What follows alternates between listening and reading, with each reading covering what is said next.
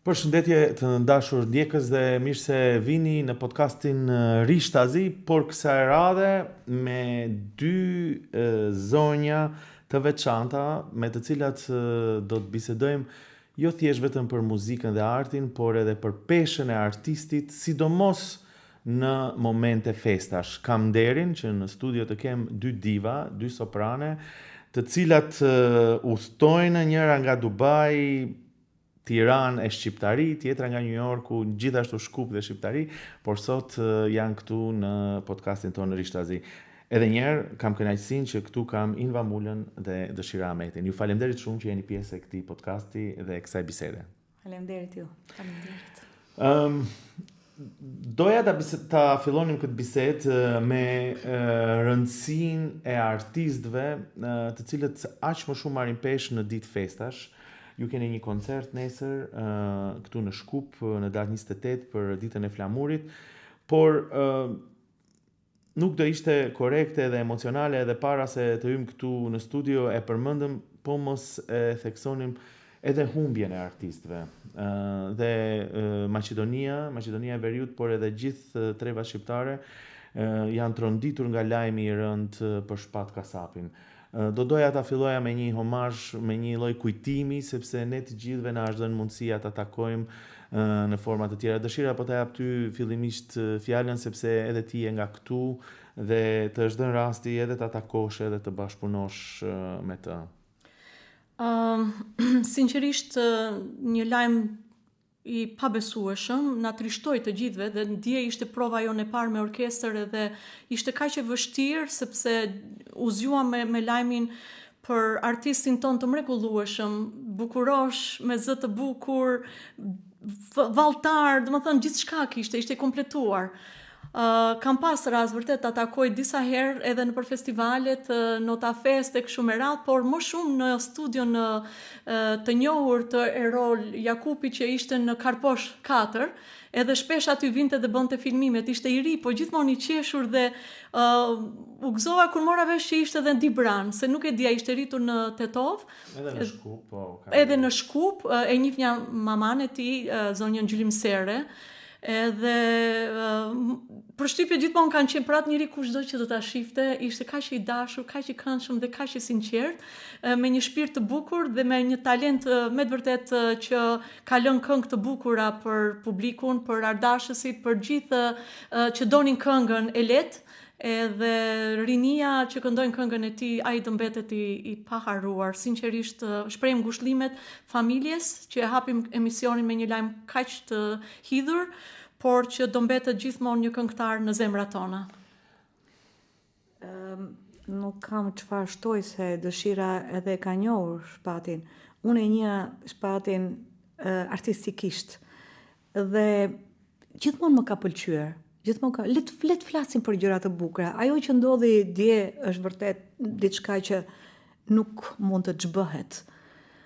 Ajo që ne duhet të bëjmë me artin e tij, pavarësisht se ai jetoi 40 vite që janë shumë pak, po 40 vitet e tij ishin në një rini të bukur, me mënyrën se si ai e krijoi karrierën e tij që i vogël, se pastaj unë fillova të ulumtoj dhe e pash ka filluar që i vogël, e shëritur artistikisht, krijoi një figurë shumë të rëndësishme artistike, u bë unik. Dhe mbi të gjitha ishte një djalë që ashtu siç këndonte, fytyra e tij shprehte të njëjtin pozitivitet. Ne mund t'i studiojmë artistët nga afër, por kur hikin, atëherë ne duhet të gjejmë vlerat e vërteta të këtyre njerëzve. Dhe mendoj një shpirt i bukur, i cili dinte të këndonte bukur, dinte të interpretonte dhe të kishte pozitivitet me figurën e tij artistike, mendoj që kujtimin më të bukur që ka lënë ke publiku është pikërisht buzëqeshja e tij. Dhe mendoj duke parë dhe intervistat këto 2 ditë, që ka qenë dhe një shpirt shumë i pastër, një njeri shumë sensibël. Mendoj që ndoshta edhe jeta e tij u ndërpre pabesisht, si ishte djalë shumë i ndjeshëm. Një gjë edhe që ndoshta lidhet edhe me ju bashkë është se sigurisht ne e kemi njëjt dhe tronditja ishte shumë e madhe. Unë personalisht dje kam marrë mesazhe pafund ku njerëzit më uronin ose dëshironin që lajmi të ishte i rrem. Të lutem na thuaj që është lajmi i rrem. Dhe ne si gazetar ndeshemi shumë me lajmet e rrema dhe bëjmë këtë luftën që duhet raportuar korrekte kështu dhe për herë të parë u ndesha me idenë që dikush dëshironte që një lajm ose ishte e vërtet në mënyrë kështu në numër të madh. Por ajo që na bën përshtypje dhe që lidhet edhe me ju në këtë kontekst është se a duhet një vëmendje më e madhe për artistët? Unë e di, ju njoh të dyjave, dëshiren që nga koha e studimeve, me gjithë sakrificat që kemi bërë, që ka bërë ajo, juve gjithashtu, nga distanca, ju ndiqnim me admirim, po me suksese që kishte, një përpjekje e madhe, një sakrificë e madhe, siç ndoshta i ka bërë dhe Shpati, dhe kur ky admirim vjen në një moment të hidhur, disi na vjen keq. Ja ta bëjmë edhe si një lloj homazhi, sa duhet vëmendje për artistët. Se kur ka festa, kur ka ngjarje, atëre themi hajde t'i ftojmë, por në fakt kujdesi dhe respekti duhet të jetë konstant, apo jo? Po, sigurisht, kjo është diçka për të diskutuar, nga kush e duan vëmendje në fakt. Nga institucionet, sigurisht që duhet të ketë vëmendje. Sidomos unë mendoj edhe artistët që jetojnë edhe veprojnë në shqiptari, nuk e kanë, domethënë duhet ta ndërtojnë karrierën dhe duhet ta përballojnë vetë për arsye se nuk është karrierë institucionale, nuk është se ka, domethënë, sidomos artistët si Shpati, shokët e tij, janë të detyruar të shkojnë të këndojnë edhe në përdasma, që nuk është keq, është shumë mirë në gëzime familjare. Po do duaj që të kishte teatr të mirëfillt, të kishte show për këto artist, të kishte vëmendje institucionale që këto artist të ngriheshin dhe të mbështeteshin dhe financiarisht. Se gjithë, ndryshe për ne, muzika klasike ka tjetër se ka teatro, ka ballafaqime të tjera, po ka menduar gjithmonë për artist si Shpati, nuk është e lehtë që të krijosh, duhet ta krijosh vetë. Duhet ta krijosh vetë karrierën, duhet ta mbash vetë, edhe duhet mbash mbi supe dhe anën financiare, sigurisht. Sigurisht, pa atë pastaj nuk mund të arrihet asgjë, ndërkohë nëse nuk janë institucionet, vështirë që kjo vlerë, për të cilin tani flasim në momente ndoshta të hidhura, nuk theksohet, apo jo, dhe dëshira unë e di që ti personalisht të drejtohem me ti se ne njihemi, apo që në kohën e studimeve, e thash edhe më herët, e di që po sa përpjekje të madhe ke bërë për të studiuar një herë, për vështirësitë e studimeve, por pastaj edhe me organizime të fundshme, të pafundme, për të vlerësuar këtë që po e thotë dhe Inva Mula. Në një farë mënyre mua më ka hecur fati, sepse u shkollova në Tiranë dhe sigurisht kur u hapën kufijt, në ato vite unë kisha etje për Shqipërinë, domethënë ndëroja. Dhe atje u formova si një artiste. U formova dhe mësova shumë gjëra. Përveç të këndoj, mësova se si duhet edhe ta menaxhosh në një farë mënyrë dhe artin. Sepse institucionet ishin aty, domethënë, dhe i shikoja se sa vështirë është për të organizuar, por nga ana tjetër talent kanë shqiptarët, domethënë të Shqipërisë më shumë ti të themi, spektaklet i ndihshnja, festivalet, gjithë këto gjëra janë një kompleks që e krijojnë për artistin. Vështirësi dihet se jemi ballafaquar, kemi ardhur nga një qytet i vogël dhe duhet të formohemi si artiste dhe të jemi me të vërtet në një nivel të lartë për të prezantuar pastaj në vendin tonë. Më shumë pas studimeve filluan ballafaqimet e mia. Në Tiranë kam pas shumë përkrahje, kam pas një profesoresh që të gjithë ndëronin akademi ta kishin dhe përsëri mua më eci fati që unë të isha një studente e zyshës së nderuar Nina Mula, edhe sot këtu kemi dhe Invën dhe përsëri kam fat që të jem edhe me Invën, që të jemi si kolege bashkë dhe mikesha në jetë, por kjo është shumë fat dhe i falenderojmë Zotit. Ndoshta nga dëshira e madhe që kam dhe emrin dëshira, po më plotësohen dëshirat në jetë, ta bëjmë po pak edhe kështu se emisionin në një farë mënyrë të jam shumë e sinqert me fatin, kam punuar që ta arsjetoj, si thuash, atë diplomën time. Dhe të organizosh është punë shumë e vështirë, por dhe të ballafaqohesh vetëm në një institucion, të vish dhe të të krijosh figurën e një femre shqiptare në teatrin e operës dhe baletit të Maqedonisë ishte akoma më e vështirë. Dhe këtu filluan pastaj ato përpjekjet e mia dhe po që të jem një dëshira që të arri atë që sot, domethënë me këto koncerte deri sot, domethënë dhe nesër që do realizohet, unë jam si thua gjithë kohës me vështirësitë më të mëdha, por edhe përsëri them që e kam gjetur gjuhën time të. Tani dua të theksoj edhe një gjë. Koncertin e fundit që unë e pash me ju Inva Mula ishte në Strug. Dhe pash momentin e emocionit të madh tuajin, kur në një moment kënduan fëmijë dhe dukeshte që edhe interpretimi juaj ishte emocional. Duket artisti kur e rëmben emocioni. Pse artistit e ka ose i nveshet me kalimin e kohës ky tis patriotik? Kjo ndjenje krenarie që ja të bën për shembull të thrasin tani nga Dubai dhe ti i le të gjitha gjërat, sido që të jetë, është një angazhim i madh për të kryer këtë mision që sigurisht i prek njerëzit në emocion patriotik, emocion kulturor, artistik. Nga vjen ky zjarr, si më thënë? Që unë mendoj që në radhë të parë vjen nga vetë edukata që ne kemi marrë. Unë jam rritur me dy prindër të shkëlqyer dhe shumë patriot. Baba im Gjakovar, i shkuar në Shkodër, ai mbarte mbi vete, mbarte një gjithkohës ai ishte në emocion. Edhe këngët që ka krijuar, i ka krijuar me emocionin e një patriotizmi të madh që vjen nga emocioni, nga brenda. Nuk ishin, sigurisht, dikur duhet të këndoje me disa tekste që ishin ideologjike për atë kohë. Por, mos harrojmë në koncertin nesër, unë do këndoj 2 vepra të babait tim, që janë Agimet shqiptare dhe Valsi Lum Turist. Mund të imagjinoni që të dyja, të paktën Valsi Lum Turist, është shkruar nga babai im përpara se unë të lindja. Dhe janë vepra të cilat kanë ngelur në repertor edhe janë më të freskëta se asnjëherë tjetër, se nuk ka kohë.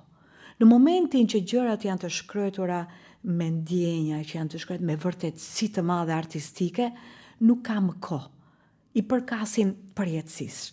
Prandaj, që mund të bëj janë kur dëshira arriti të krijoj këtë produksion në teatrin e operës së baletit këtu në Shkup, me orkestrën maqedonse, me dirigentin maqedonës, me gjithë infrastrukturën e teatrit, të krijoj një produksion për datën 28 nëntor. Se ne i punojmë projektet përpara. Unë admirova se i thash bravo të qoftë që ti ke shkuar në këto nivele. Se ne nuk mund të flasim për patriotizëm nëse nuk jemi artistikisht të dinjitetshëm për të qenë në skenë. Dhe më pëlqen mënyra se si ne e krijuam repertorin.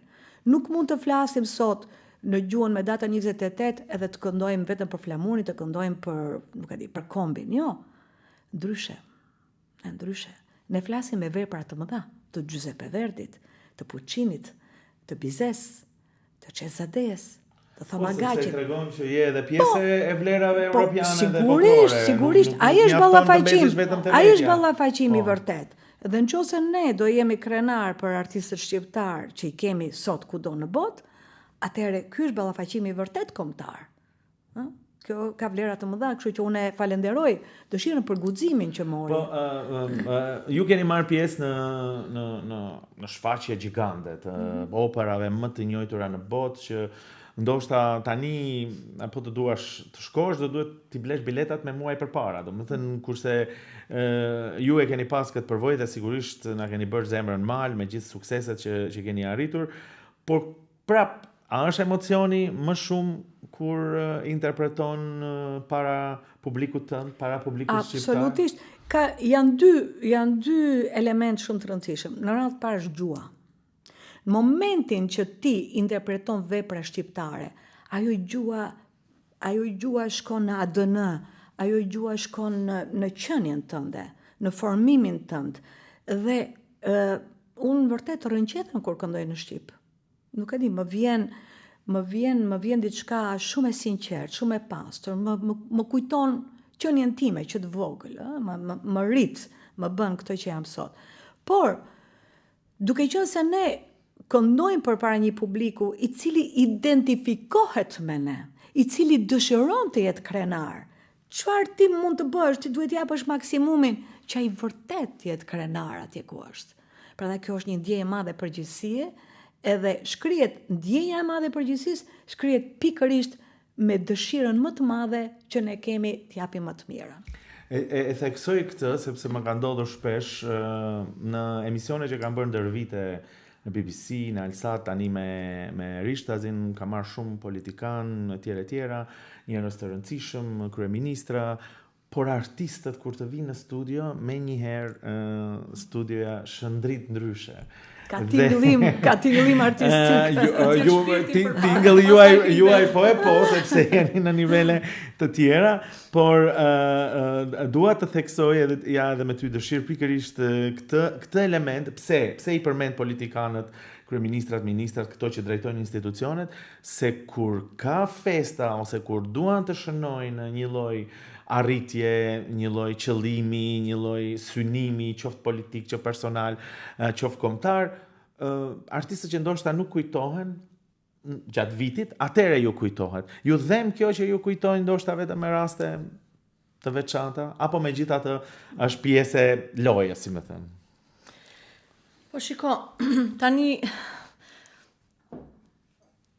ne na vjen keq, sinqerisht, sepse jemi të lënë anash, nëse bëhen koncerte të karaktereve të ndryshme, edhe paguen këngëtarët, ftohen dhe gjitha këto, domethënë, është diçka që muzika, artistët e vërtet, në përgjithësi, domethënë,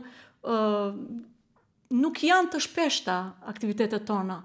Dhe ne çdo gjë, unë për veten time jam e punësuar në teatrin e operës dhe këtë që bëj për popullin tim, kuptohet. Është dëshira ime për t'i dhënë popullit një koncert historik dhe për të shënuar kjo datë dhe në të ardhmen të bëhet një traditë, ashtu siç u munduam sollëm operën Skënderbeu, që erdhi komplet trupa e teatrit. Ndërpres këtu çfarë më bëri përshtypje dhe më bë shumë qefi, është që ndoshta për herët e rralla, koncerti është reklamuar jo thjesht vetëm për audiencën shqiptare.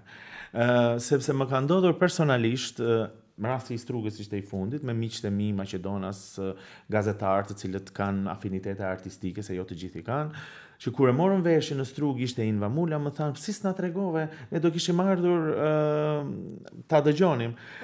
Në këtë rast, pavarësisht se është për 28-in, që është për një datë që ne krenojmë shumë si shqiptar, audienca duhet të shkoj për te dhe më vjen mirë që në këtë kontekst edhe afishimet në rrjetet sociale dhe gjithandej ishin bërë në dy gjuhë, i adresohesht edhe publiku tjetër pikërisht për të arritur atë krenari që për të cilin flasim. Kjo ishte ideja. Tani sinqerisht është për të përshëndetur edhe drejtorinë që ra dakord për ta bërë një koncert në këtë ditë të shënuar. Por kuptohet që ne nisëm si një koncert në program, edhe kishim mbështetje edhe nga Ministria e Kulturës për të hyrë në program, dhe në ndërkohë kemi mbështetjen edhe nga Komuna e Çajirit, zoti Zet Mexhiti. Kushdo që të jetë në pushtet, ne gjithmonë do të kërkojmë nga ato ndihmën, sepse ato janë në funksion të popullit. Dhe ne do kërkojmë sigurisht se ata institucionet financohen nga taksat tona, kështu që dhe ne jemi ato që do të drejtohemi, se s'do pres tani të ndrojnë gjithmonë struktura dhe me kë do jem nik ose kë do kem favorit. Të gjithë janë një lloj. Për ne politikanët i shohim të kryejnë funksionet e tyre dhe të jenë në shërbim të popullit. I respektojmë, i duam, po në fund ne duam popullin dhe duam të populli jon të jetë i kënaqur me ne si artist, çfarë i dhurojmë ne? Ne jemi në jetë misionar. Artistët nuk mund të jenë egoist që të dalin dhe të fitojnë për përfitimet e tyre artistët e vërtet, domethënë vetëm për të mbushur xhepat edhe shohin interesin financiar. Ajo është gabimi më i madh nëse do nisemi të bëjmë, sepse muzika komerciale është ajo që paguhet, muzika artistike është gjithmonë ajo që vlerësohet nga një shtresë, por jo të gjithë e kuptojnë. Prandaj dhe kjo është mënyra për të krijuar një publik që të vinë dhe ta shijojnë artin dhe të shijojnë shqiptarët, artistët që do jenë gjeneratat e ardhshme, të mos ngelemi me një soprano apo një tenor tani që është futur një djalë i ri, domethënë që e kemi vënë në programin ton të koncertit bashk, e ftuam me Invën dhe do këndoj. Me një fjalë, të gjithë ne do jemi që krijojmë traditën për të hapur rrugën për artistët dhe për publikun ton të vinë atë institucion dhe ta shijoj operën, ta shijoj artin e vërtet, se atë që do të durojmë, atë do ta marrin. Edhe një element këtu, ndoshta djemtë e regjis do t'i lus ta luajnë se ne e dëgjonim pak para se të vinit ju, edhe për një arsye tjetër, mënyra e reklamimit këtu u bë që vjen soprano e elementi të 5, e filmit të famshëm të Luc Bessonit, elementi 5, sepse publiku artistik ndoshta në këtë lloj mënyre të nje, po atë vjen keq që të identifikojnë vetëm me atë rol, apo megjithatë është një karrem i mirë për të ardhur dhe për ta parë shfaqje. Janë dy gjëra. Në fillim kam qenë, domethënë nuk doja që përmendej se thoja un po bëj një karrierë, po këndoj në gjithë teatrët e botës, rolet më të vështira me artistët më të mirë botror, për këtë duhet krenohem. Dhe ndërkohë të gjithë më flisin që më identifikonin me elementin e 5, që thoja, ato e kam bërë shumë kollaj, fundit, nuk kanë derdhur djersën që kanë derdhur në për këto teatra. Ndoshta është impakti madh i Hollywoodit, i filmit, sepse Bruce Willis, Mila Jovovich, edhe gjithë kasta e filmit, publiku i gjerë ka nevojë për këtë dhe unë duhet ta kuptoj. Ama pati një impakt shumë të mirë për të rinjt. Unë për shembull më kujtohet isha në operën e Vienës, ose edhe në atë kohë kam qenë në operën e Los Angeles, atje u dha dhe premiera filmit, dhe shikoja të rinj që s'kishin shkelur kur në opera, vinin për të parë këngëtaren elementit të 5, dhe njëkohësisht ju hap dera se nganjëherë të rinj nuk guxojnë. E di pse nuk guxojnë, se nuk e njohin. Nuk e njohin, ka nevojë për një çelës, dhe ky ishte çelës për shumë të rinj. Dhe më vonë më ndodhi që mbas Los Angeles shkova në operën e Vienës. E njëjta gjë, të rinj student, tha, është era parë që ne vim në opera. Dhe kjo më pëlqeu shumë. Thash, okay, e pas ka bërë efektin. Unë pikërisht e përmenda këtë moment për këtë lidhje, sepse edhe reklamimi i tillë bëhej, por ja edhe regjia po na vë një çik sa për ta ilustruar disa sekonda, por opera duket donjëherë largët për audiencat e reja, ose krijohet përshtypja që duhet ta dëgjojnë pak, se ndoshta edhe na merr vëmendjen. Se na futi në një botë. Inva, faleminderit për këto emocione që na fal.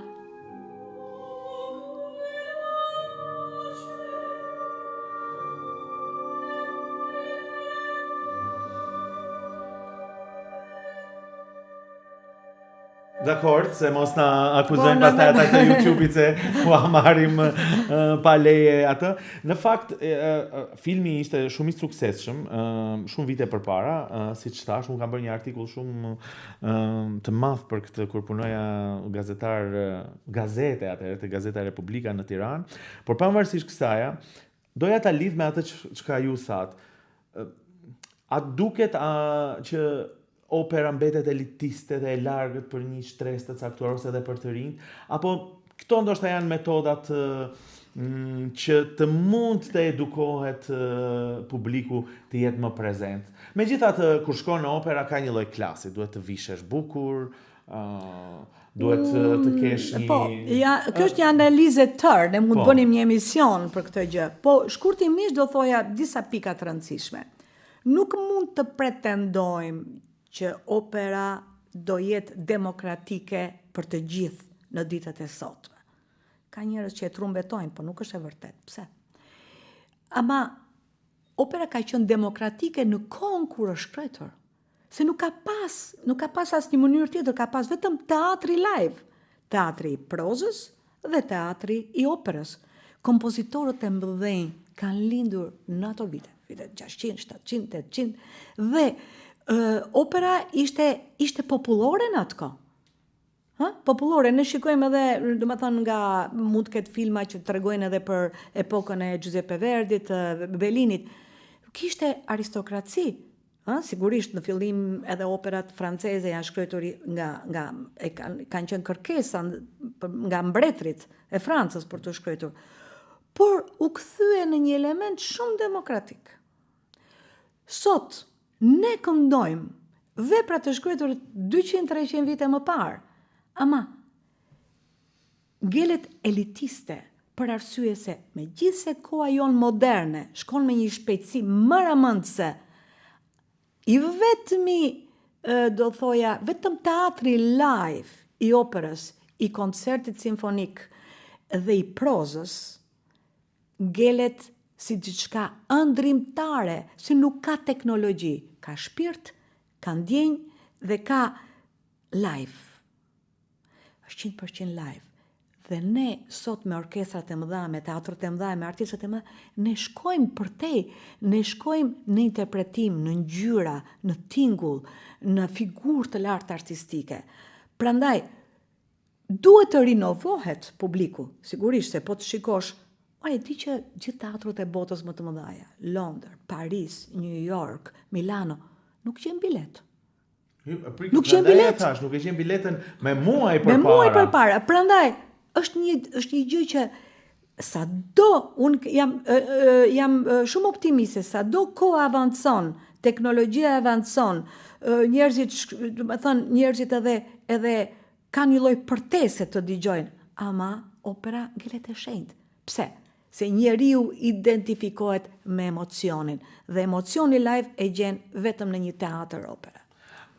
Pajtohesh dëshira që ndoshta duhet edukim pak për t'i nxitur këto breza, pse e bëj këtë pyetje që të lidhemi në bashkëbisedim, sepse kur kam punuar në Londër, zyrat tona ishin shumë afër Royal Opera House dhe atje për të marrë një bilet duhesh të presësh me muaj të tërë.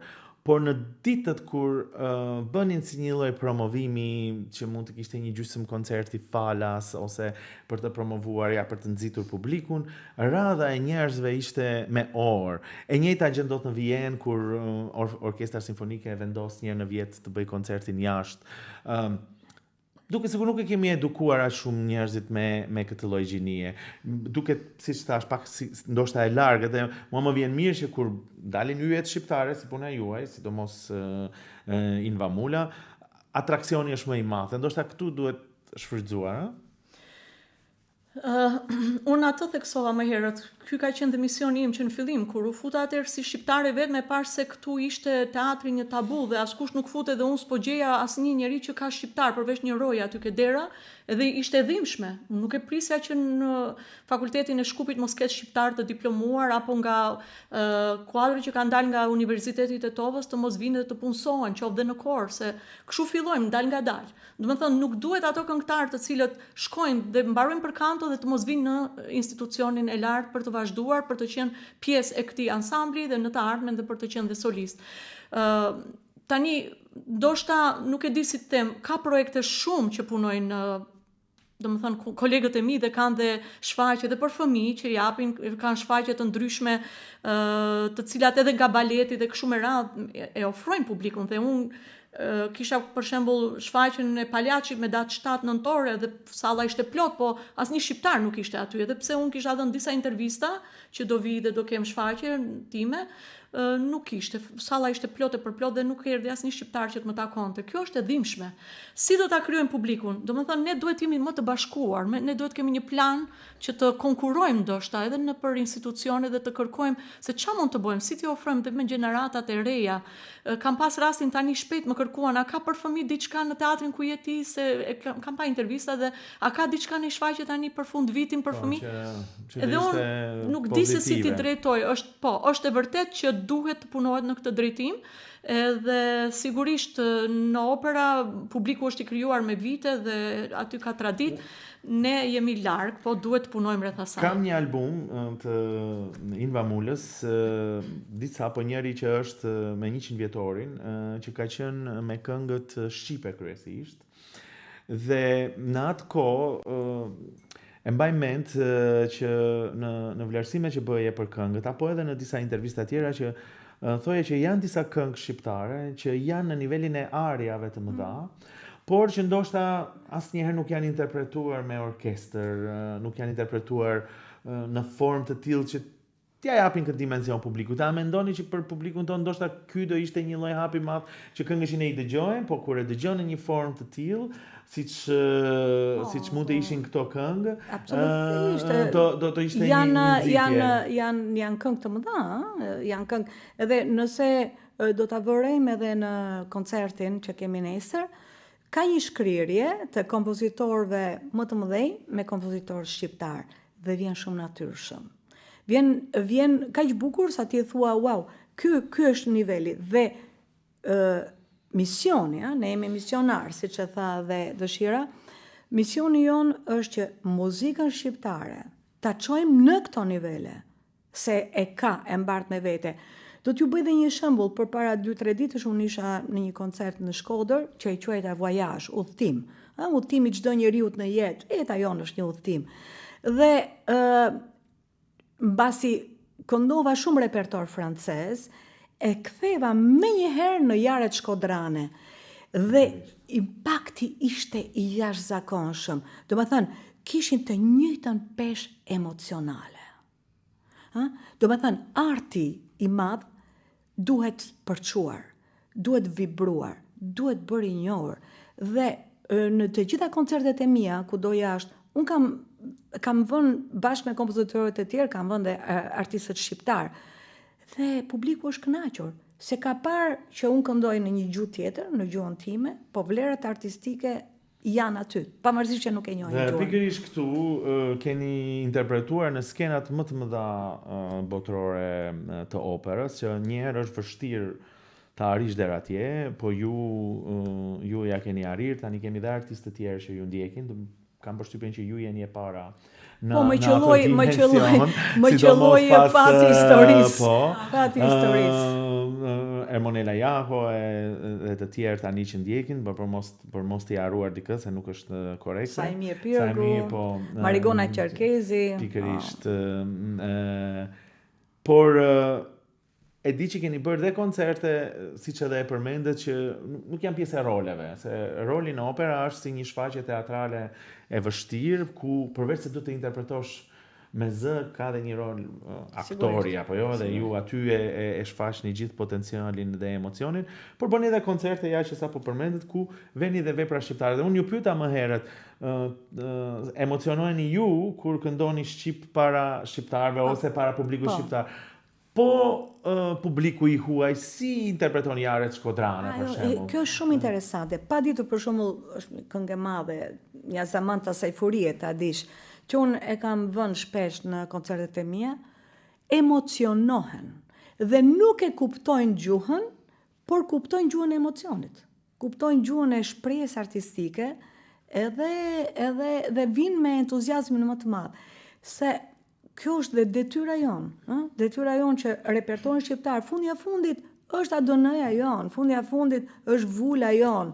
Atë që mbartin mbi vete, është bukur që ti në gjithë teatrot botërore, ti këndon në gjuhën tënde. Është mision, edhe në të njëjtën kohë, ai mision që ti kryen të kthehet në një satisfaksion personal. Tani këtu në Maqedoninë e Veriut kjo ka edhe një dimension plus, se neve gjithmonë duam ti shfaqim vlerat tona, kemi pas betejë me institucionet, artistët tonë nuk kanë mundur të jenë pjesë e tyre, por edhe repertoret e tyre shpesh nuk reflektojnë artistët shqiptar, dhe kur e thua këtë, ka dhe një peshë tjetër. A duhet bërë më shumë presion, për shembull, e di pse e bëj këtë pyetje përsëri, se e di që me operën Skënderbeu ke qenë shumë angazhuar, e ke sjell këtu, po a duhet bërë një presion i vazhdueshëm që artistët shqiptar, kompozitorët e njohur shqiptar të jenë pjesë e rregullt, si më thënë, e koncerteve, e programeve këtu te ne? Po sigurisht kemi vepra të Kur them këtu, më fal një sqarim për në Shkup, sepse Tetova me universitetin e vet janë pjesë e shpesh, po institucionet janë këtu, opera është këtu. Ke shumë të drejtë. Për shembull, Inva vuri në festivalin e saj që ka në Korçë, vitin e kaluar operën Agimi. Është një opera e mrekullueshme, një muzikë që unë kisha kolegët e mi mbajta koncert Maqedonas dhe u magnitën, thanë, ç'a muzikë kjo? Kishte elemente të bukura, Rossini, Mozart, ç'as kishte brenda një kualitet që ajo opera u vu pas sa viteve, pas 70 vite. 70 viteve u kthye Inva e vuri në skenë, edhe këto opera dhe gjithë opera tjera që kanë në repertorin shqiptar, pse të mos vjen në operën e Shkupit, sigurisht duhet. Po, dëshira vërtet ti me atë këmbguljen tënde, duke parë edhe eksperiencën që ti ke tashmë, edhe rolin që luan këtu, se je vërtet e vetmja që e mbart mbi vete dhe e mbart me shumë dinjitet. Kjo do jetë një arritje shumë e madhe që ne të realizojmë në teatrin e operës këtu, që është niveli më i lartë këtu në Maqedoninë e Veriut, të realizojmë 2 vepra. Karnavalet, që është vepër e jashtëzakonshme, një komedi e jashtëzakonshme. Sigurisht, unë e kam vënë, është vepra e babit tim dhe e kam vënë. Mirë që e hapëm këtë temë, sepse do na ndigjojnë dhe duhet të konkurrojnë që t'i marrin këto. Edhe është komedi. Është nga komedit më të bukura që janë shkruar shqiptare. Është dhe filmi që është vënë, edhe filmi dhe mendoj që nëse ne arrim këtë vepër, ta sjellim këtu, do jetë një sukses i jashtëzakonshëm. Do jetë një arritje se është edhe komedi. Edhe kalon shpejt, ka dhe tekst të bukur, mund të bëhet me përkthim, muzika është e shkëlqyer, kostume, dekori, është vepër shumë dinjitoze. Ne këto do thoja projekte ne duhet të luftojmë fundi afër, të luftojmë që ti sjellim. Sjellim dhe historinë tonë. Pastaj avash do sjellim dhe Goca e Kaçaniku, domethënë nga Kosova dhe kështu me radhë, po të fillojmë nga diçka. Me atë që të fillojmë njëherë nga qytetërimi, të tregojmë se çfarë qytetërim ka. Është korça e viteve 30. Edhe ne dim që vitet 30 kanë qenë vite shumë të rëndësishme, ka qenë një plejadë e tërë intelektualësh të cilët kanë studiuar në Paris, kanë studiuar në Vjenë, kanë shkuar në Amerikë dhe kanë sjell një qytetërim shumë të madh. Dhe po të shikojmë edhe kostumet janë jashtëzakonshme të viteve 30. Prandaj nëse ne do arrim ta sjellim këtë vepër, do jetë një arritje. Ky do jetë misioni i radhës, meqense ne i sollëm si më thën Inva na dhuroi në 2012 për 100 vjetorin një koncert të madh. Edhe kishim atëherë me përcjelljen e orkestrës të operës të Shkupit, por shqyqyr se gjithçka shkoi bukur, ishte një moment shumë kritik se festoheshte nuk ishte ishte diçka jashtëzakonshme 100 vjetori, ishte pak ishte euforia ashtu, megjithatë Inva ishte ajo që e solli dhe iniciativa ishte dhe imja, masi e dha në Tiranë dhe në Prishtinë, unë i thash të lutem kam qip dhe në Shkup. Edhe të bëjmë çmos dhe kështu që e realizuam me ndihmën edhe të dirigentit Lekaj që përgatiti orkestrën, brenda një jave ne e dham dhe koncertin. Do të thënë kjo ishte një dhuratë. Pastaj sollëm dhe operën Skënderbeu. Në atë kohë, ishte për 100 vjetorin, por këto gjëra nuk duhet pritur vetëm për vjetore ose festa, duhet gjatë vitit me punuar. Dhe shumë mirë që u hap tema, sepse këto projekte duhet konkurruar Ministrinë e Kulturës. Dhe me këto ne do të jemi pastaj ata që do prezantohemi si shqiptar, se nuk do presim tani sa dali një kompozitor nga Shkupi apo nga Tetova, edhe ne të presim me vite edhe kur do bëhen nga vendi.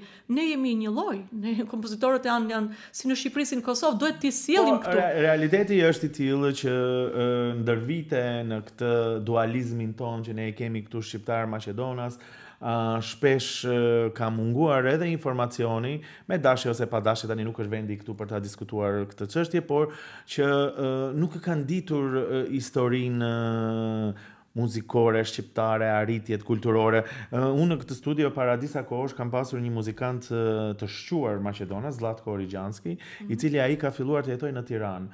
Dhe në fakt ai po e bën zbulimin ose rizbulimin e shqiptarëve, sepse e thot hapur që ne nuk e kemi njohur, ne nuk pas kemi njohur muzikën e tyre, ne nuk e kemi njohur arritjet e tyre, që është pak për të ardhur keq, sepse kur ne ja thomi, është ajo rezerva, haj se ti e thua se e nxen atë, e mbivlerëson atë tëndin, kurse kur e thot dikush tjetër, do me thënë, ndoshta ka një vlerë. Po kjo, çfarë duhet të thënë, kjo nuk duhet të jetë e tillë, sepse nëse jemi në institucione, nëse kemi njerëz në institucione, nëse këto operat, vepra, Cezadeja, koncerte të ndryshme, që tani edhe nuk më shkojnë në të gjitha në mend që po i kemi dëgjuar. Karnavalet është nga Mimula dhe opera Gimi që ishte Kristokono, domethënë gjithë janë kompozitorë. Kur këto të jenë pjesë e institucioneve, kam përshtypjen që kjo është më e lehtë për të arritur. Unë besoj që tani me këtë hap të guximshëm që morëm për të bërë koncertin e 28 nëntorit, do ta kemi shumë më lehtë, edhe unë do të vazhdoj me misionin tim, sepse sigurisht nuk do t'i ndahem në skenës të Shkupit, edhe kudo që t'jam, unë jam në shërbim të popullit. Të njëjtën gjë bëj edhe në Amerikë, edhe atje kam krijuar disa koncerte që i kam realizuar, për herë të parë me zonjën tonë të madhe, artisten e skenave botërore Inva Mulën në 2016, kur publiku shqiptar me lot në sy ka ndalur prej sale, duke ndigjuar po atë albumin që theti të 100 vjetorit me këngët për Adeon dhe me Jare Shkodrane dhe kështu me radhë, ishin të etshëm dhe unë u gjinda po në atë kohë që këta gjenerata kishin nevojë se e njihnin këngën. Tash edhe fëmijët tan u edukuan, por ajo gjenerate kishin të nevojshme. Po, se kur e ke produktin, pastaj e përhap. Po, sigurisht. Kështu që atje e krijova dhe ka dhe një besim që më mbështesin edhe sponsorët për ta realizuar, se normalisht ne kemi institucione dhe unë çdo vit mundohem të bëj në një aktivitet të këtij niveli. Por këtu që kemi institucionet, këtu që ne kemi tani shqiptarët në gjitha këto, domethënë vende pozita që kanë marrë, nuk duhet të presim momentin e fundit, duhet të punojmë. Tani është momenti, me një fjalë, që të vazhdojmë me këto projekte. Sot ishte në provën gjenerale muzika shqiptare tingëllonte kaq bukur dhe kaq bukur luanin instrumentistët. Ne ishim unë me Indvën, domethënë kaq të kënaqur. Bareshën për orkestër, se ka vetëm orkestra ose vallën e Thomagaj, se ne kemi kompozitorë të mëdhenj, kemi Thomagajin, kemi Rexho Mulliqin, kemi Cezaden, kemi Abni Mulën, kompozitor shqiptar. Ndërkohë kemi Giuseppe Verdin, kemi Puccinin, kemi Georges Bizet, kemi Offenbach. Edhe, do të thënë, krijohet një unitet artistik kaq i bukur, kaq i natyrshëm. Dhe ky është mesazhi i fortë. Ky është mesazhi i fortë dhe ata e pëlqejnë shumë muzikën shqiptare, kështu që e luajnë me shpirt, të them të drejtën, se e vlerësojnë. E shoh që luajnë, e shijojnë. Është përsëri ka elementet e Ballkanit dhe ato janë të njohur me këtë, por duhet të njihen me muzikën artistike, jo me muzikën që ne bëjmë në qytetin tonë dhe ato që vjen, më thënë, ke edhe nga motive nga të marrë nga turqizme, të gjitha me radhë, po vetëm shqip nuk janë, kështu që kjo është tipike shqiptare. Prandaj dhe unë them që ato vlerat artistike çmohen, por ne duhet të jemi ata që t'i kërkojmë. Ju bëjmë një thirrje pa diskutim të gjithëve, podcastin tim e ndjekin të gjithë, që të jenë sa më shumë në numër, kam përshtypjen që biletat edhe mund të jenë shitur, po gjithsesi interesimi është shumë i madh. Pse jo, ja ta shohin këtë entuziazëm, se ju sapo keni ardhur nga prova gjenerale dhe jemi të ngarkuara, jemi të ngarkuara me emocion. Ende keni atë emocionin, për çka unë ju falenderoj. Në disa minutat e fundit të programit dua t'ju pyes për planet tuaja. Tani kur bëjmë intervista me personalitete që kanë dhënë intervista gjithandej, që pa diskutim për ne është kënaqësi që jemi këtu, disa herë duam të nxjerrim një gjë të re. Cilat janë planet e Inva Mulës? Unë e di që thash edhe në çeljet e programit që vazhdimisht e në lëvizje, që është një lloj bekimi, por edhe lodhje. Megjithatë, artisti këtë mision ka. Është pjesë e lojës, do thoya, do ta quaj si lojë. Po.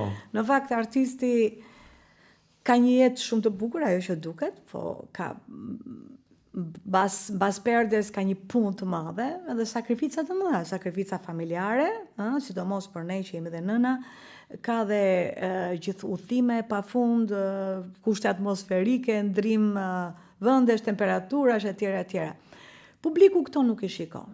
Edhe shumë mirë. Publiku duhet të ndërojë me artistin. Ne duhet ta sillim publikun në atë pikë që ai duhet të ndërojë edhe thot sa bukur.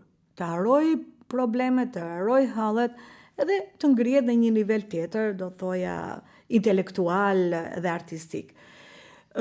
Kjo lidhet doja të shtoja diçka kur ju pyetët si mund ta edukojmë brezin e ri. Unë mendoj, brezi i ri nuk edukohet direkt për të ardhur në opera. Brezi i ri duhet të marrë një instrument që i vogël. Instrumenti që sot i japim të rinjve ose fëmijëve të vegjël është kompjuteri, është telefoni. Dhe aty ne po e shkatrojmë brezin e ri. Për arsye se ai po mësohet me diçka që lëviz, diçka të shpejt, diçka të gatshme dhe nuk ka reflektim në ato që bën. Nëse ne në shkollë, kudo qoftë, flas këtu kudo, në Shqipëri, në Maqedoni, kudo, në vendet e tjera europiane, ne duhet i japim instrument fëmijëve. Kanë talent apo s'kan talent? Për arsye se edukimi artistik është pjesë e edukimit intelektual të një njeriu të arshëm. Dhe ai nëse nuk bëhet artist, ai do bëhet spektator i mirë. Nuk mund ta fillojmë neve 20 vjeçar, 25 vjeçar, hajde ti në opera të pëlqeu s'të pëlqeu. Jo. Ne duhet të fillojmë 6 vjeçarin, 5 vjeçarin, t'i themi lëre telefonin, edhe merr një violin, merr një piano, merr një kitar, merr një fizharmonik, edhe harxho aty sot gjysmore, nesër 1 orë, pastaj 2 orë. Atëre ne do formojmë, atje do ta formojmë publikun. Dhe kjo nuk është një thirrje vetëm këtu, është një thirrje për të gjithë, sidomos se tani jeta është bërë pak a shumë për të gjithë fëmijët. Unë më dhëm shpirti kur shikoj fëmijët e vegjël në karrocë me telefon.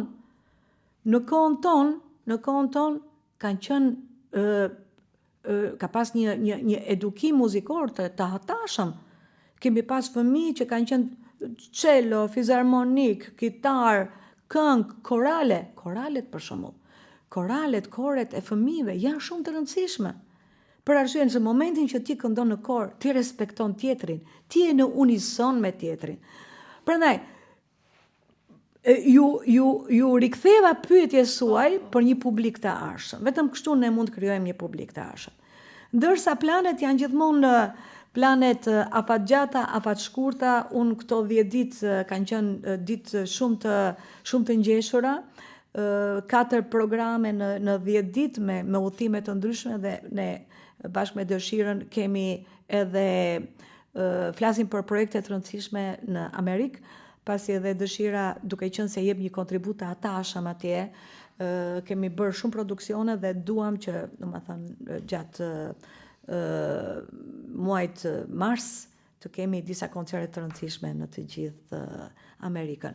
Për të ardhur atë unë kam krijuar një festival shumë të rëndësishëm që është festivali Mik në Korçë.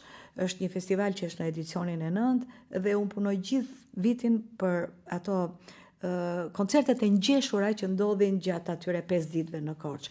Është një festival që ka marrë një fizionomi, njerëzit e presin, vinë nga gjithë bota për ta parë këtë festival. Dhe festivali siç e ka emrin do ndërhyj këtu sepse që në edicionet e para unë me vajzën time çdo vit kemi qenë aty, po edhe me fëmijët të kolegëve të tjerë nga Amerika, për shembull Igli me vajzën me djalin.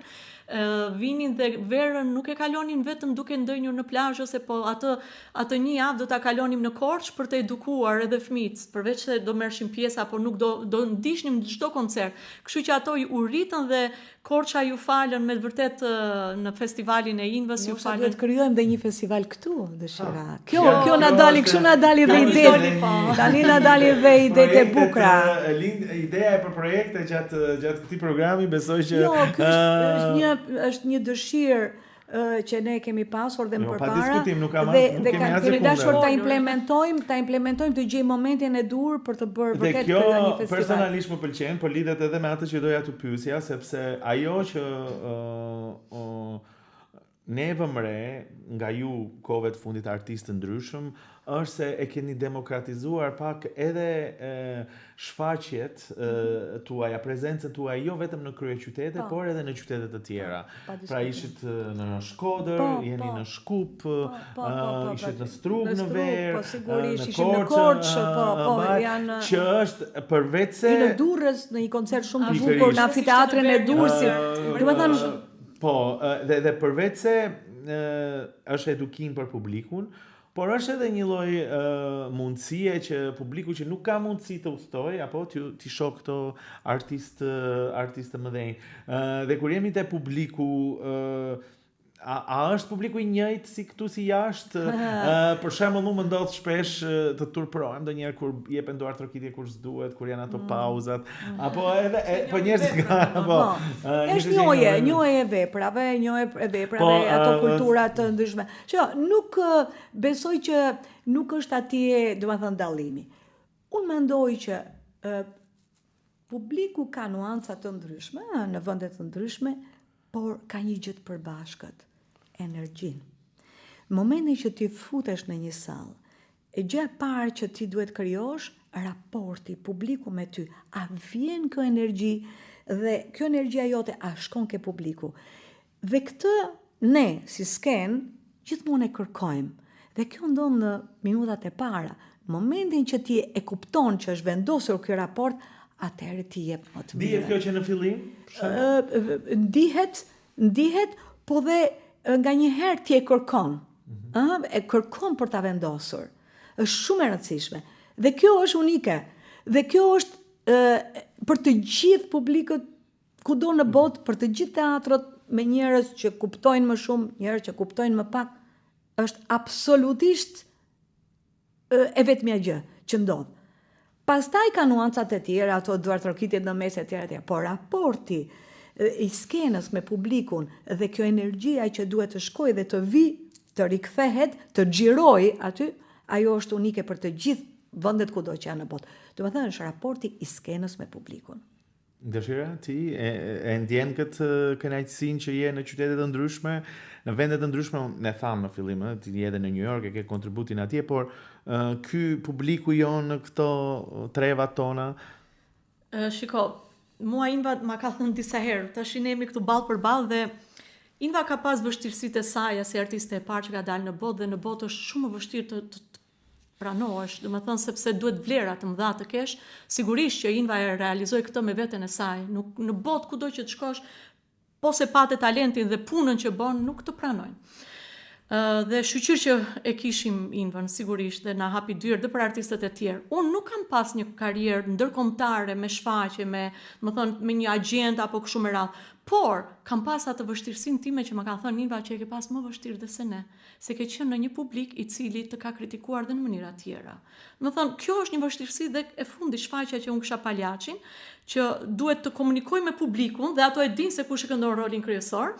Pa marrë parasysh ajo që unë duhet të jem figura e Nedës që kisha për shembull për rolin, ajo është tjetër gjë që krijohet, po ti ke edhe atë që qa do le unë për shtypje tani si dëshira. Domethënë kjo është një gjë tjetër, je në një vend, në një teatr që kritikat i ke më të mëdhaja në forma të ndryshme, domethënë, po më shumë nga kjo që ne e dim se si është. Dhe duhet të krijojmë një figurë të një artiste shqiptare e cila duhet këndoj përveç një herë mirë edhe 2-3 herë më mirë që të mjet me kolegët aty sepse do prezantosh një shqiptare. Ka rënë paragjykimi? Në përgjithësi, për ty, por edhe në përgjithësi me këto raporte shqiptar-Maqedonas, artisti mirë, artisti keq, nga këto nisma, nga këto paradigma që ti i the? Unë e kam di atë që duhet të jem e tillë. Unë nuk mund të them që gjithmonë më kam paragjykuar, sepse përkundrazi e kam vlerësuar punën time, edhe kolegët e mi më kanë vlerësuar si një dëshira, si një, domethënë nuk bëjnë dallime gjatë punës ose ndarjes të roleve dhe kështu me radhë. Unë duhet gjithmonë të tregoj vlerat e mia, po unë kam këtë bagazh sepse e di se si qëndron puna e të ri ajo aty. E kam sepse e di se jam e vetme. Se po ndërhyj kështu paragjykimi është njerëzor. Mua gjithmonë më janë pyetur, je paragjykuar në fillimet e tua kur po? E them po. Për arsye se në momentin që unë këndoja me koleg italian, me koleg francez, me koleg gjerman, kolegu italian vinte atje dhe s'kishte nevojë të identifikoj sa ishte identifikuar me operën e madhe italiane. Për atë kishte folur Giuseppe Verdi, ndërsa për një artist shqiptar, thoi nga doli ku është kjo Shqipëria, fillonin në kërkonin ku është Shqipëria, po s'kemi parë në një herë. Moj çfarë gjuhë flitet, po pse pas ka shkollë muzikën në Shqipëri, ku është ky vend? Flasim këtu në vitet 90, Po tani, kështu që do ta pyesja edhe këtë çështje. Jo ju, se ju e keni tejkaluar dhe kur e keni marrë famën botërore, ajo më nuk diskutohet, por në kuptimin e asaj sot kur shkon një shqiptar që ju e keni çelur. Jo, unë mendoj që s'ka paragjykim sot. Nuk ka. Prandaj unë e vlerësoj, pavarësisht që më ra të kishte paragjykim për personin tim në fillim, sot e vlerësoj shumë se them unë pas kam punuar për këtë ditë që artistët shqiptar shkojnë edhe i thonë, thot kemi pasur një mamulën këtu. Se identifikohen me një, ose tani brezat e tjerë që po vinë dhe po shtohen. Dhe kjo është një kënaqësi shumë e madhe. Për arsye, thash, paragjykimi është human. Të gjithë paragjykojnë. Pastaj ka kontekste të tjera. Për ty është shumë e vështirë, sigurisht që je këtu, por ti ke ditur me dinjitet që ta mbash pozicionin tënd. Dhe e vetmja ju që uroj të ketë dëshira të tjera. Të ketë vajza dhe vajzat djem që t'i shikojmë në operën e Maqedonisë. Sigurisht, edhe mendoj që duke qenë këtu, duke bërë këto bisedat, që ndani nga koha juaj është edhe ky mision, edhe për të nxitur ndonjë vajzë, ndonjë djalë atje ku është, të thotë prit se mund të jesh edhe artist i madh, qoftë edhe nëse jemi nga këtu, por puna është ajo kryesorja. Në fund fare, ne jemi në 27 nëntor, për nesër është 28 nëntori, koncerti juaj. Dua ta mbyll me mesazhe për festën. Unë e di, e thash në fillim, po e filloj me ty, pastaj po mbyllim me Invën, sa e rëndësishme dhe çfarë emocioni është kur këndohet për 28 nëntorin. Te ne ka një dimension krejt tjetër, sepse flamuri ka qenë ndaluar, kemi prindër familjar që kanë vuajtur burgje për këtë punë, vetëm se kanë shprehur identitetin, dhe tani është një emocion i jashtëzakonshëm, sigurisht është dhe për të tjerët, po prandaj po ta bëj ty pyetjen dëshirën. Është emocion i madh, ashtu siç thash, edhe kur dal me veprat e huaja, është emocion dhe detyrë imja që dal sa më mirë. Por tani që do interpretojmë dhe veprat shqiptare, kuptohet që është ditë e shënuar, unë jam emocionuar dhe e realizuar, po edhe si thua se realizohet me 28 nëntor, dhe kjo është dëshira ime më e madhe që më emocionon, dhe sigurisht është diçka që nuk e di si ta përshkruaj, nesër do të jetë emocioni në sallë. Shpresoj që ta shijojmë publiku që do vinë dhe do ta kuptojnë më së miri vetë. Unë mendoj që është një ngjarje, do thoya çdo vit, sikur kombi shqiptar rigjenerohet, sikur vetëdijsohet, sikur ripërtrihet, edhe krenohet. Gjithmonë them ne, çfarë bëjmë ne, pse themi jemi krenar? Fakt, krenaria është identitet. Identitetja kjo, e kësaj gjuhë që flasim, me këtyre kujtimeve të bukura, i planeve të bukura, i kësaj të qenurit unik me artin ton, me ato që ne mbajmë bisupe historikisht, me njerëzit që na kanë përgatitur për të ardhur deri këtu. Dhe është ngjarje. Unë mendoj që gjithmonë ne duhet ta festojmë si një ngjarje të bukur, kombëtare, si një ngjarje artistike, dhe për të dhënë më të mirën tonë, që të gjithë të ndjehen bukur, të ndjehen krenar, e ta mbajnë mend këtë 28 nëntor. Dëshira Ahmeti, soprano, faleminderit shumë që ishe pjesë e këtij programi, një dive jona që vepron dhe jashtë dhe këtu, dhe po është kënaqësi, shumë kënaqësi, diva e madhe Inva Mula, faleminderit shumë që ishe pjesë e këtij programi. Bashkë me mua, por dhe me dëshirën për të shpalosur edhe për koncertin, por edhe për gjithë ato ndjenja që i kemi në këtë periudhë patriotike, këtë javën patriotike të madhe të shqiptarëve. Ju urojmë të gjithë bashkëkombësve, ju urojmë festa më të bukur, edhe të jenë të lumtur, të kenë shëndetin e të gëzojnë me familjet e tyre. Faleminderit Nazim, faleminderit, jemi shok, sigurisht jemi nga Tirana dhe jemi shumë mirë të përgatitur për shkupin ton. Më pëlqen që jeni një ndër gazetarët më të spikatur këtu në Alsat dhe tash në podcastin tuaj. Urime për këto sukseset e juaja dhe faleminderit që sot na bot bashkë këtu me Inmën që të ndajmë këto momente të bukura nga koncerti dhe nga rrugëtimi jon si artist. Kur shkruajmë për të bërë përgatitjen, thoshim do bëjmë një gjë të bukur, pak më emocionale, më e veçantë, edhe kjo studio krijon një dimension tjetër pak më intim, kështu që por pa ju, kjo nuk do ishte. Ju falenderit shumë edhe një herë. Dhe gëzuar edhe në emrin tim, në emër të divave tona, gëzuar festën e Flamurit. Sigurisht podcasti Rishtazi do të vi sërish deri atëherë nga unë Azim Rashidi. Mirupafshim.